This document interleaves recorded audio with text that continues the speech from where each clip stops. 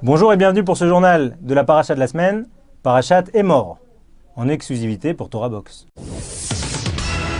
Suicide en direct sur les réseaux sociaux.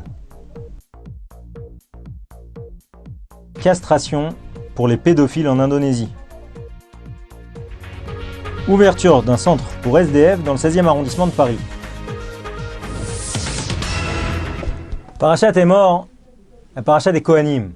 Paracha de la sainteté des Kohanim, à savoir qu'un Kohen ne peut pas épouser n'importe qui.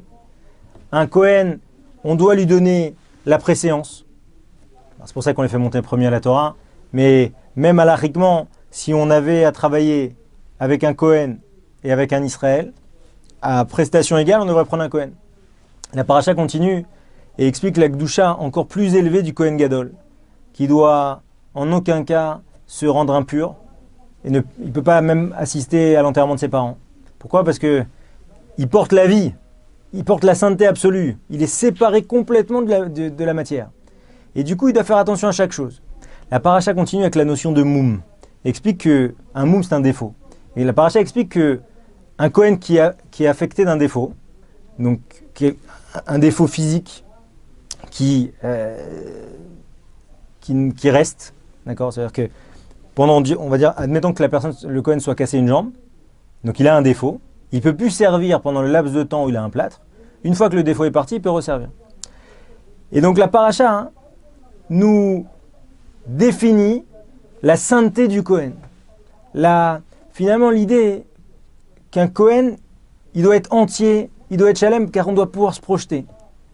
Et à travers ça, on a toute la notion de la pureté, on reste en droite ligne avec la paracha de Kedoshim. Cette semaine, un drame sur Periscope, application déjà décriée à plusieurs reprises, qui renvoie des petites vidéos qui permettent de gérer des directs. Et le suicide d'Océane, 19 ans, qui a été suivi par plus de 1000 internautes. Elle a créé le buzz en disant « je vais faire un truc extraordinaire, soyez avec moi, etc. etc. » Bon, un truc vraiment sordide. Et au final, elle s'est jetée sous un train et elle s'est suicidée devant 1000 personnes. C'est-à-dire qu'on est arrivé à la limite extrême de vivre pour le regard de l'autre et mourir maintenant pour le regard de l'autre. Et on voit à quel point, dans ce suicide-là, alors on va pouvoir toujours trouver qu'elle a une vie triste, etc., etc. Mais en tout cas, l'idée même qu'il y ait 1000 personnes qui puissent suivre ça, alors on va dire qu'ils n'étaient pas au courant, mais on est véritablement, on a atteint la limite d'un système. Ce système, c'est l'absence totale de Kedusha. La Kedusha, c'est la sainteté. La Kedusha, en fait, c'est l'idée qu'on est séparé, qu'il y a de la réserve dans les choses. De la même manière que la notion de moum, l'idée qu'on ne peut pas s'abîmer, le corps ne nous appartient pas. C'est ça la Kedusha. Parce que notre corps, ce n'est pas qu'un corps. Notre corps, c'est de la sainteté. Et c'est là, cet immense écart qu'il y a entre Am Israël et les autres peuples. On a signalé ça par Océane, mais c'est toutes les dérives sur les réseaux sociaux, toutes les dérives sur Internet qu'il faut manipuler avec extrêmement de précaution. Au-delà des défauts des Kohanim, la paracha aborde également les défauts des korbanot, des sacrifices qui étaient amenés. C'est-à-dire qu'il fallait impérativement qu'ils soient entiers, qu'ils ne soient pas abîmés, qu'ils n'aient pas de coupure. Alors, la Torah énumère un certain nombre de défauts. Et notamment l'idée qu'une bête ne peut pas être castrée. Et plus largement, on n'a pas le droit à la castration. Alors, ça c'est, en tout cas le clin d'œil d'Akadosh Baruch Hu cette semaine, c'est justement la castration à Jakarta, en Indonésie, avec, malheureusement dans beaucoup de pays, des affaires de pédophilie, des affaires de viol sur enfants. Et le président qui a sorti une nouvelle loi qui devrait passer et qui prône la castration chimique pour tous les violeurs d'enfants. Alors, on est déjà très loin de la castration pour les animaux. On sait que la castration pour les animaux, c'est vraiment quelque chose d'extrêmement fréquent. On voit, quand on se balade à Jérusalem, que les chats ne sont pas du tout castrés. Et l'idée qu'on peut limiter. Les animaux, c'est une chose en plus, quoi. Il n'y a pas de cavote pour la briotte. Et on n'est pas dans un système de respect des animaux Et alors, c'est à mettre en relief avec la shrita qui est extrêmement décriée parce que c'est un abattage sans étourdissement. Alors qu'en réalité, pour la bête, si je peux m'exprimer ainsi, il ne peut pas y avoir une mort plus aisée que la shrita parce que le nerf jugulaire arrête l'irrigation du cerveau, si bien qu'il n'y a aucune notion de souffrance. C'est-à-dire que immédiatement, quand la bête est tuée, elle ne peut pas souffrir. Alors maintenant, il faut revenir ici à notre castration chimique pour les auteurs de viol, pour voir encore une fois à quel point on est loin dans cette notion de gdoucha, de respect du corps, etc. Et là, on va pouvoir faire le lien aussi avec ce qui est abordé à la fin de notre paracha, à savoir la loi du talion. Œil pour œil, dent pour dent, mesure pour mesure, avec précisé dans la Torah, Ken inatenbo. Ken inatenbo. Ainsi, il lui sera donné. De là, on apprend quoi? C'est la Gemara dans Baba Metzia. Mais de là, on apprend que tous les dédommagements énumérés, œil pour œil, dent pour dent, etc., c'est l'œil que tu lui as pris, combien il vaut, et quelle est la rétribution?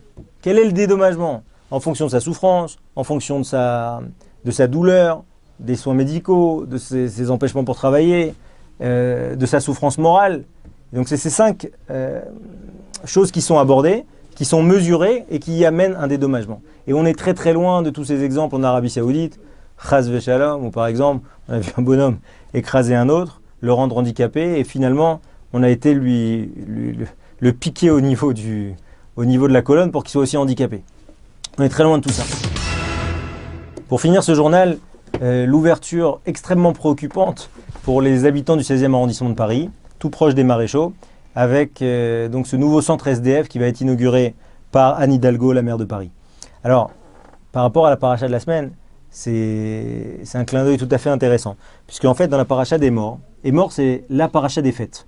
Donc, on commence par Pessah, le Homer, donc le conte du Homer, Shavuot, et la paracha s'interrompt pour dire, attention, il faut impérativement, quand tu as un champ, maintenir un coin du champ, ramasser, c'est l'équette, laisser au sol ce qui est déjà tombé pour les gens, ou shira, c'est-à-dire que si tu as passé la faux, et qu'il reste, shira ça veut dire oublier, les choses qui ont été oubliées en gerbe, elles sont aussi pour le pauvre. Et là-bas, Rachid expliquait que la Torah a volontairement marqué une interruption dans les fêtes, puisque juste après, on continue avec Rosh Hashanah, Kippour, Sukkot.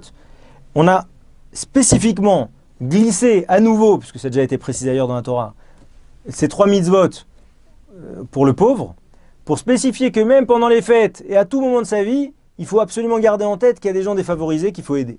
Et si on les aide, alors de la même manière que on énumère dans la parachat des morts les sacrifices fête par fête, alors de la même manière, ce sera considéré notre don aux pauvres, Mina Shamaim, comme si on avait reconstruit le temple et comme si on avait amené un véritable sacrifice.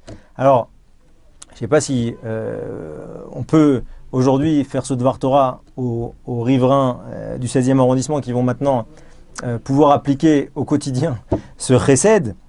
Mais en tout cas, nous en tant que juifs, on ne doit jamais oublier qu'Akadosh Baruch Hu répartit les richesses de telle et telle façon pour permettre à certains de recevoir et permettre à d'autres de donner et travailler leur chesed. Et ça, il faut bien garder en tête une dernière chose, c'est la différence énorme qu'il existe entre la tzedaka et le chesed. La tzedaka, c'est le fait de répondre à une demande. Quand le chesed, c'est le fait d'anticiper une demande. Pea leket shira, c'est qu'on anticipe une demande. C'est qu'on a la faculté en tant que juif de ne jamais oublier notre prochain et de l'aider du mieux qu'on peut. Shabbat shalom à tous.